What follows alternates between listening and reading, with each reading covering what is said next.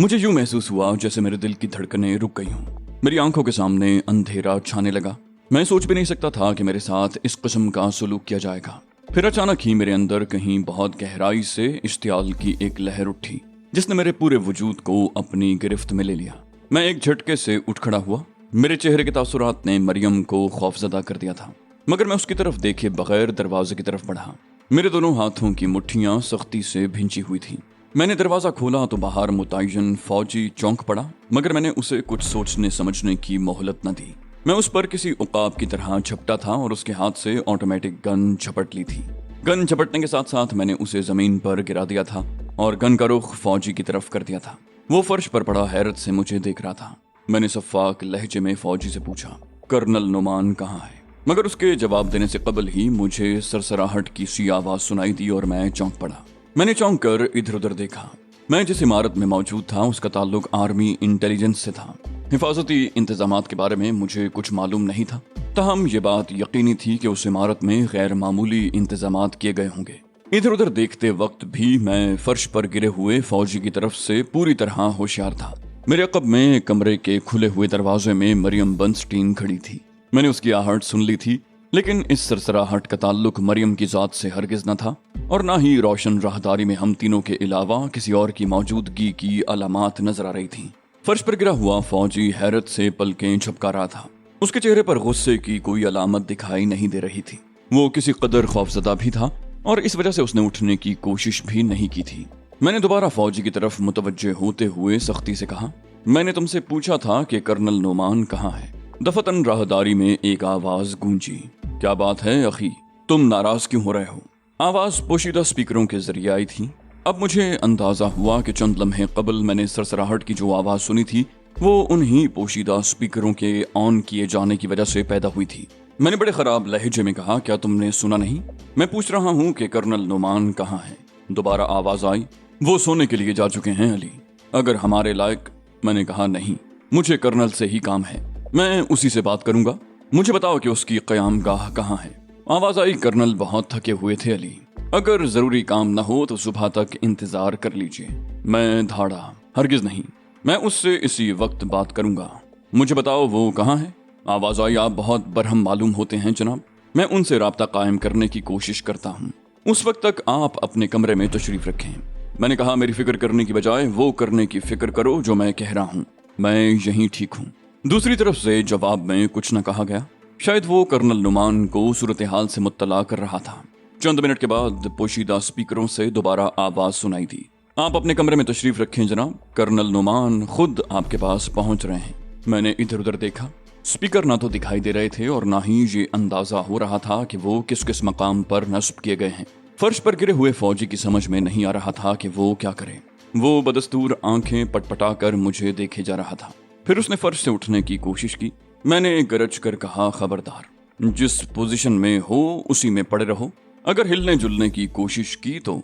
नामालूम मकाम से आने वाली आवाज ने दखल अंदाजी की, इसे कुछ न कहें अली, इसे तो आपकी हिफाजत और मरियम बर्नस्टीन की निगरानी पर मामूर किया गया है। मैंने बेपरवाही से शाने झटके। इस बात का मुझे खुद भी अंदाजा था, मगर मैं कोई खतरा मोल लेने के मूड में नहीं था। फौजी के साथ मैंने जो सलूक किया था उसके बाद उससे कोई बईद न था कि मुझ पर झपट पड़ने की कोशिश कर बैठता, इसलिए मैं उसकी तरफ से मोहतात रहने पर मजबूर था। मरियम बर्नस्टीन मेरे अक़ब में मौजूद थी। उसकी जबान से एक लफ्ज भी अदा नहीं हुआ था। मेरे गैर मुतवक्के रद्द अमल पर वो हैरान थी, या मुमकिन है कोई और वजह रही हो। ताहम वो कुछ बोल नहीं रही थी और दम साधे अपनी जगह खड़ी थी। मैंने न तो पलट कर देखा और ना ही उससे कुछ कहा। चंद मिनट यूं ही गुजर गए। उसके बाद राहदारी में कदमों की चाप उभरी और कर्नल नुमान एक मोड़ से नमूदार होता नजर आया। वो हमारी ही तरफ आ रहा था। उसने करीब आकर हैरत से कहा, क्या बात है अली? उसकी आवाज भारी हो रही थी और आंखें सुर्ख थी। जिस्म पर शबखाबी का लिबास था। गालिबन उसे कच्ची नींद से उठकर आना पड़ा था। मैंने गन का रुख उसकी तरफ करते हुए कहा, तुमने मेरे साथ बहुत खराब सलूक किया है कर्नल। वो बोला, खराब सलूक तो हमने सिर्फ दुश्मनों के लिए वक्फ कर रखा है अली, तुम तो हमारे काबिल एतमाद दोस्तों में से हो। मैंने कहा, काबिल एतमाद करार देकर तुम मेरे तशख्खुस को मजरूह नहीं कर सकते। नहीं, ये गलत है। तुमने मेरे साथ जो सलूक किया है वो तो कोई दुश्मनों के साथ भी नहीं करता होगा। कर्नल ने उलझे हुए अंदाज में कहा, साफ साफ गुफ्तगू करो अली, तुम किसी गलत फहमी का शिकार मालूम होते हो। मैंने कहा, गलत फहमी का शिकार मैं नहीं हुआ, तुम हुए हो।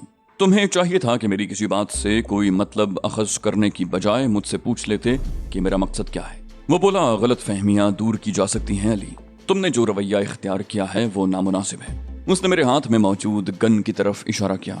मैंने कहा, मैं इंतजार नहीं कर सकता था कर्नल, इसलिए मुझे ये सब कुछ करना पड़ा, वरना तुम्हारे मातहत टाल मटोल से काम लेते। वो बोला, तुम गलत समझ रहे हो अली, अपनी हैसियत समझने की कोशिश करो। मेरे किसी मातहत में इतनी हिम्मत नहीं कि वो तुम जैसे आम आदमी को टाल सके। मैंने बेपरवाही से कहा, मेरे पास तुम्हारे बयान की तस्दीक करने का कोई जरिया नहीं है। कर्नल नुमान ने बड़ी संजीदगी से कहा, लेकिन मैं अपनी बात साबित कर सकता हूँ। मैंने उसे घूर कर देखा। कहा, क्या मतलब? उसके लहजे में छुपी हुई धमकी मैंने महसूस कर ली थी। वो बोला, ये गन तुम्हारे हाथ में इसलिए मौजूद है कि ये अली जार खान के हाथ में है, किसी और के हाथ में होती तो कब की निकल चुकी होती। मैंने कहा, मेरी उम्र ज्यादा नहीं, मगर मैंने ऐसे दावे बहुत सुने हैं और मैंने ऐसी बातों से मरूब होना सीखा ही नहीं है। कर्नल ने कहा, मैं तुम्हें मरूब नहीं कर रहा हूँ, ये आर्मी इंटेलिजेंस से मुतल्लिक इमारत है। क्या तुम इतनी सी बात नहीं समझ सकते कि जहाँ गैर मामूली हिफाजती इंतजामात किए गए होंगे? मैंने कहा, गैर मामूली इंतजामात से इनकार नहीं किया जा सकता, मगर तुम जादू का दावा कर रहे हो। अगर किसी ने मुझसे गन छीनने की कोशिश की होती तो इसके लिए बहुत सी कुर्बानियां भी देनी पड़ती। कर्नल नुमान हंसा, बोला, बात इतनी आसानी से तुम्हारी समझ में नहीं आएगी। फिर अचानक जोर से बोला, अब। उसके मुंह से ये अल्फाज अदा होते ही मालूम नहीं क्या हुआ कि मेरे हाथों पर एक शदीद झटका लगा और गन मेरे हाथ से निकलकर उड़ती हुई जाकर छत से चिपक गई। मैंने बौखला कर ऊपर की तरफ देखा और मेरी आंखें बेयकीनी से फैल गईं। कोई शख्स मेरे नजदीक नहीं आया था, मगर गन मेरे हाथ से निकल गई थी। क्या कर्नल नुमान वाकई कोई जादूगर था? मैंने हवन्नकों की तरह पहले अपने हाथों और फिर कर्नल नुमान की तरफ देखा। उसके होंठों पर मुस्कुराहट थी। फर्श पर गिरा हुआ फौजी उठकर अटेंशन हो गया था। मरियम बर्नस्टीन बाहर राहदारी में निकल आई थी और वो भी हैरत से गन की तरफ देख रही थी जो छत से चिपकी हुई थी। कर्नल नुमान ने मुस्कुराकर कहा, मुझे उम्मीद है कि अब तुम्हें मेरी बातों पर यकीन आ गया होगा। मेरी समझ में नहीं आया कि जवाब में क्या कहूँ। मैं अभी तक हैरत के झटके से नहीं निकला था। कर्नल नुमान ने मुझसे नरम लहजे में कहा, आओ मेरे कमरे में चलो, जो कुछ कहना चाहते हो मैं उसे जरूर सुनूंगा। मैंने कहा, तुम्हारे कमरे में चलना क्या जरूरी है, हम यहाँ भी बात कर सकते हैं। वो बोला, अब ये जगह महफूज नहीं रही, हमारी गुफ्तगू ऑपरेशन रूम में सुनी जाएगी। मैंने कहा, ठीक है चलो, मगर मरियम बर्नस्टीन भी मेरे साथ जाएगी। हम कर्नल की ख्वाबगाह में पहुंचे और कर्नल ने हमें कुर्सियों पर बिठाया। खुद वो बेड पर बैठ गया। उसने कहा, हाँ अब बताओ क्या बात है, तुम क्यों इस कदर बरहम हो रहे हो?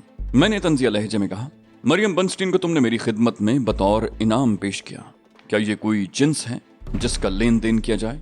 कर्नल बोला, ये सब कुछ तुम्हारी ख्वाहिश पर ही तो हुआ था। तुमने मरियम बर्नस्टीन की जान बख्शी के लिए कहा था। मैंने कोशिश करके आर्जी जान बख्शी करा दी, इसमें बुरा मानने की क्या बात है? मरियम ने जहरीले अंदाज में मुस्कुरा कर कहा, अब तुम किन अल्फाज में तरदीद करोगे? मैं पहले ही समझ गई थी कि तुम ड्रामा कर रहे हो। मैंने शदीद गुस्से के आलम में पहलू बदला। अपने लहजे पर काबू रखने की कोशिश करते हुए कहा, अगर मैंने मरियम की जान बख्शी के लिए कहा था तो इसकी वजह क्या बयान की थी? कर्नल बोला, जब तक मैंने मरियम को देखा नहीं था उस वक्त तक मैं भी यही समझा था। ये तो खूबसूरती के इस पैकर को देखने के बाद अंदाजा हुआ कि मैंने इंतहाई सर्द लहजे में कहा, कर्नल नुमान, मेरे नजदीक अपना तशख्खुस सबसे ज्यादा अहम है। चूंकि तुम उसे बर्बाद करने के मुर्तकिब हुए हो, इसलिए मेरे और तुम्हारे रास्ते अलग हुए। मुझे अफसोस है कि अब मैं तुम्हारे लिए कोई काम नहीं कर सकूंगा। कर्नल ने बौखला कर कहा, ये क्या कह रहे हो? ऐसी तो कोई बात नहीं हुई जिस पर तुम बरहम हो रहे हो। मैंने कहा, मैंने तुमसे पूछा था कि मैंने मरियम बर्नस्टीन की सिफारिश क्या कहकर की थी, और जवाब में तुमने अपने अखज़ करदा नताइज सुनाने शुरू कर दिए। कर्नल बोला, ओह तुम बुरा मान गए। मैं याद करने की कोशिश करता हूँ। मेरा ख्याल है तुमने कहा था कि वो अमन पसंद है, इसलिए उसकी जान बख्शी कर दी जाए। मैंने कहा, और तुमने मेरी बात मानने से इनकार कर दिया था कि मुझे कोई गलत फहमी हुई होगी और ये कि यहूदी न तो अमन पसंद हो सकता है और ना ही काबिल एतबार। कर्नल नुमान ने असबात में सर हिलाया, बोला, हाँ मुझे याद आ गया, बिलाशुबा मैंने यही सब कुछ कहा था। मैंने कहा, इसके अलावा मेरे इसरार पर तुमने ये भी पूछा था कि क्या मरियम बर्नस्टीन बहुत हसीन है? वो बोला, कुदरती बात है, तुम्हारे इसरार पर मुझे शुबा हुआ था कि कहीं तुम मरियम के हुस्न के जाल में न फंस गए हो, मगर तुम्हारी वजाहत के बाद मैंने तुम्हारी बात तस्लीम कर ली। मैंने कहा, कहाँ तस्लीम की थी? अगर तुमने मेरी बात पर यकीन कर लिया होता तो ये नौबत न आने पाती। मरियम की जान बख्शी करते हुए वो अल्फाज ना इस्तेमाल किए जाते जिनके बायस मेरी तौहीन हुई है। कर्नल नुमान ने हैरत से पलकें झपकाईं। बोला, कौन से अल्फाज? मैंने कहा, मरियम बनस्टीन की मौत उस वक्त तक मौखर की जाती है जब तक अली यार खान का दिल इससे भर न जाए। कर्नल नुमान उछल कर खड़ा हो गया। बोला, ये क्या बकवास है? इस कदर बेतुकी बात मैंने अपनी जिंदगी में कभी नहीं सुनी। मैंने बड़े गौर से उसे देखा। मुझे शुबा था कि वो अदाकारी कर रहा है, मगर मैं ऐसी कोई अलामत तलाश न कर सका जिसके बिना पर उसके रद्द अमल को अदाकारी करार दिया जा सकता। तो फिर ये सब क्या था? मरियम बनस्टीन तो कह रही थी कि फैसला सुनाते वक्त वही कहा गया था जो मैंने कर्नल के सामने दोहराया था।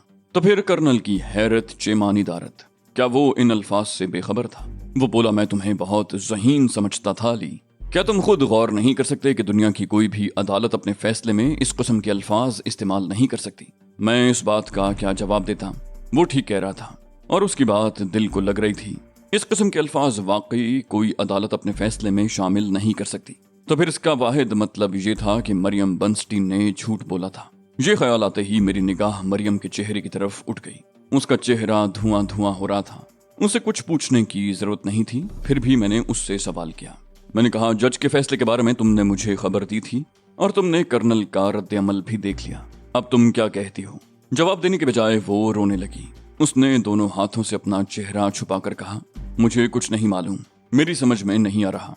शायद मौत के खौफ ने मेरे सोचने समझने की सलाहियतें सल्ब कर ली हैं। मैंने धीमी आवाज में कहा, मैं तुमसे शर्मिंदा हूँ कर्नल। मैंने बिला वजह तुम्हारी नींद भी खराब की। तुम शायद सो रहे थे। वो बोला, इससे कोई फर्क नहीं पड़ता। मुझे खुशी है कि तुम्हारी गलत फहमी दूर हो गई, ताहम ये अफसोस भी है कि तुम एक यहूदी की बातों में आ गए। मैंने कहा, यहूदी मत कहो कर्नल, सिर्फ औरत कहो, सिन्फ नाजुक कहो और औरत कहो। वो भी तो एक औरत ही थी जिसने आदम को जन्नत से निकलवा दिया था।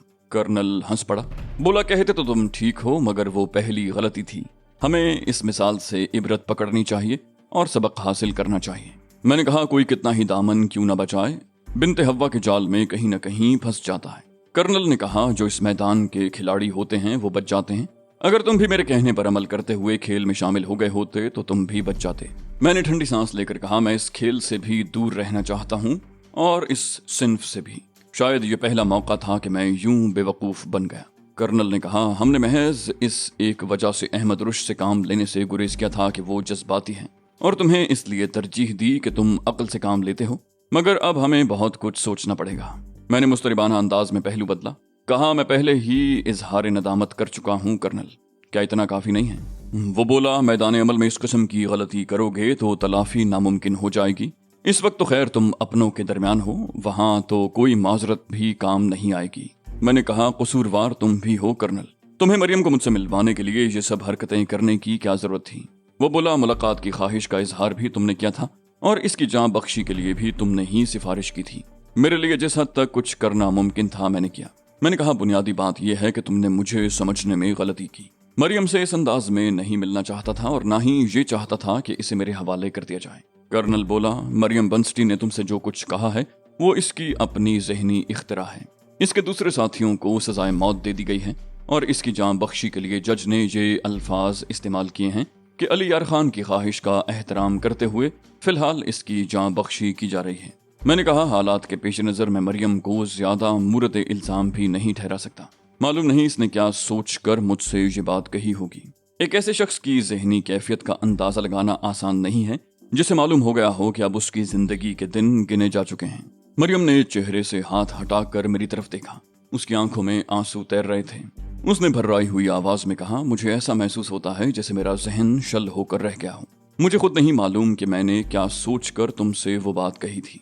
मैंने कहा, तुम्हारे लाशऊर में जरूर ये बात रही होगी कि इससे कोई ना कोई फायदा जरूर होगा। वो बोली, मुझे नहीं मालूम कि मेरे लाशऊर में क्या था, बस अचानक ही ये बात मेरे जहन में आई और मैंने कह डाली। मैंने कर्नल नुमान की मौजूदगी की परवाह किए बगैर मरियम बनस्टीन से कहा, मालूम नहीं तुम इसे तस्लीम करोगी या नहीं कि तुम मेरे जिस्मानी कुर्ब की ख्वाहां हो और तुम्हारी ये ख्वाहिश बहुत शदीद है। मरियम ने अजीब सी नजरों से मुझे देखा। उसने कहा, एक दुरुस्त बात को तस्लीम करने में मुझे कोई तामुल नहीं। मैंने कहा, तुम्हारी दूसरी शदीद ख्वाहिश ये है कि किसी तरह तुम इस कैद से निकल जाओ। जाहिर है आज़ादी की ख्वाहिश किसे नहीं होती। तुम्हारी इन दोनों ख्वाहिशों में से एक की तकमील तो कतई नामुमकिन नजर आती है, यानी आज़ादी की ख्वाहिश। दूसरी ख्वाहिश की तकमील का तुम्हें यकीन था, मगर जब तुम्हें इसमें भी गैर मुतवक्के नाकामी का सामना करना पड़ा तो तुमने झुंझलाहट में मुझ पर एक बेबुनियाद इल्जाम आयद कर दिया। लाशौरी तौर पर तुम्हें इसका यकीन होगा कि इसका मस्बत या मनफी कोई ना कोई नतीजा जरूर निकलेगा। गुमगू की कैफियत खत्म होगी और तुम्हें बेयकीनी से निजात मिल जाएगी, और कुछ नहीं तो कम से कम इस झूठ के नतीजे में तुम्हें जिंदगी ही से निजात मिल जाएगी। ऐसी जिंदगी का क्या फायदा जिसमें हर आन मौत का धड़का लगा रहे। मरियम हिज़यानी अंदाज में बोली, हाँ, ऐसी जिंदगी का कोई फायदा नहीं। मेरे तमाम साथियों को मौत के घाट उतारने के बावजूद तुमने मुझे सिसकने के लिए जिंदा क्यों छोड़ दिया? मुझे ऐसी जिंदगी नहीं चाहिए। या मुझे जिंदगी की नवीद सुनाओ या फिर मुझे भी मौत के घाट उतार दो। मैंने उसके शाने पर हौले से थपकी दी। कहा, हर चीज का एक वक्त मुअय्यन होता है मरियम, हौसला रखो। उसने सिसकते हुए कहा, काश तुम इस कैफियत से दो चार होते जिससे मैं दो चार हूँ, तो मैं पूछती कि ऐसे हालात में कोई किस तरह हौसला बरकरार रख सकता है। मैंने उसका बाजू पकड़ते हुए कहा, चलो उठो, मजीद गुफ्तगू कमरे में चलकर करेंगे। कर्नल नुमान ने कहा, सुबह मुझसे मिल लेना ताकि हम आइंदा के लिए लाहे अमल तय कर सकें। मैं सर को इस्बाती जुम्बिश देता हुआ मरियम को साथ लेकर ख्वाबगाह से बाहर निकल गया। चंद मिनट बाद मैं मरियम के साथ दोबारा अपने कमरे में मौजूद था। कमरे के दरवाजे पर वही फौजी मौजूद था। उसके अंदाज से हरगिज ये जाहिर नहीं होता था कि कुछ देर कबल हमारे दरमियान किसी किस्म की तलखी हुई थी। उसने पहले के से मुअद्दबाना अंदाज में मुझे सलूट किया। फौजी के हाथ में गन मौजूद थी। गन देखकर मेरी निगाह बेसाख्ता छत की तरफ उठ गई थी, जहां वो जादुई तरीके से मेरे हाथ से निकल कर जा लगी थी, मगर वो अब वहां नहीं थी। बातों में उलझकर मुझे कर्नल नुमान से उसके बारे में पूछने का ख्याल ही नहीं रहा था। अब ये बात सुबह ही मालूम की जा सकती थी। कमरे में पहुंचने के बाद मैंने कहा, हम एक दूसरे के दुश्मन हैं मरियम, हमें एक दूसरे से किसी रियायत की तवक्को भी नहीं रखनी चाहिए। वो बोली, मैं तो दुश्मन नहीं हूं अली, मैंने तो हमेशा जंग की मुखालिफत और अमन की बात की है। मैंने कहा, उसके बावजूद चूंकि तुम्हारा ताल्लुक दुश्मन कौम से है, इसलिए तुम हमारी दुश्मन ही करार पाओगी। मरियम ने अफसरदा लहजे में कहा, यानी फर्द की कोई अहमियत नहीं है, आदमी को सिर्फ कौमों से ताल्लुक रखने की बुनियाद पर परखा जाता है। इनफरादी ख्यालात इज्तिमाई तर्ज फिक्र की भेंट चढ़ जाते हैं। मैंने कहा, गेहूं के साथ घुन तो पिसते ही हैं मरियम, ये कोई नई बात नहीं है। वो बोली, ये भी तो देखना पड़ता है कि पैसे वाला कौन है, और फिर घुन को पिसने से बचाना अगर मुमकिन हो तो कौन जानते बूझते उसे खाना गवारा करेगा। मैंने कहा, इस मामले में मैं खुद बेबस हूँ। यहाँ मेरी कोई हैसियत नहीं है जिसके जोर पर मैं तुम्हारे किसी काम आ सकूं। वो बोली, तुम कम से कम अपनी जाती हैसियत में ही मेरे हक में फैसला सादिर कर सकते हो। मैंने कहा, मैं अगर ऐसा कर भी दूं तो इससे तुम्हारी सेहत पर क्या असर पड़ेगा। वो बोली, मैं सुकून से मर तो सकूंगी, मरते वक्त मुझे ये इत्मीनान तो होगा कि इस दुनिया में कम से कम एक आदमी तो ऐसा है जिसकी नजरों में मैं बेकसूर हूँ। मैंने कहा, तुम मेरे ख्यालात से आगाह हो मरियम, ज़ाती तौर पर मैं तुम्हारे ख्यालात का मोतरिफ हूँ और ये भी जानता हूँ कि तुम्हें सजाए मौत देना ज्यादती है, लेकिन इस सिलसिले में मैं कुछ नहीं कर सकता। इस मामले में मैं बिल्कुल उसी तरह बेबस हूँ जिस तरह इसराइल के सामने बेबस हूँ। वो बोली, शुक्रिया अली, यकीन करो तुम्हारे ये ख्यालात मेरे लिए बड़ा असासा हैं, लेकिन तुम्हारा ये कहना कतई गलत है कि तुम इसराइल के सामने बेबस हो।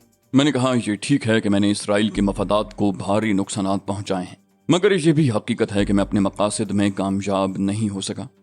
मैं उस वक्त तक खुद को बेबस ही तसव्वुर करता रहूंगा जब तक कि फलस्तीन आज़ाद नहीं हो जाता।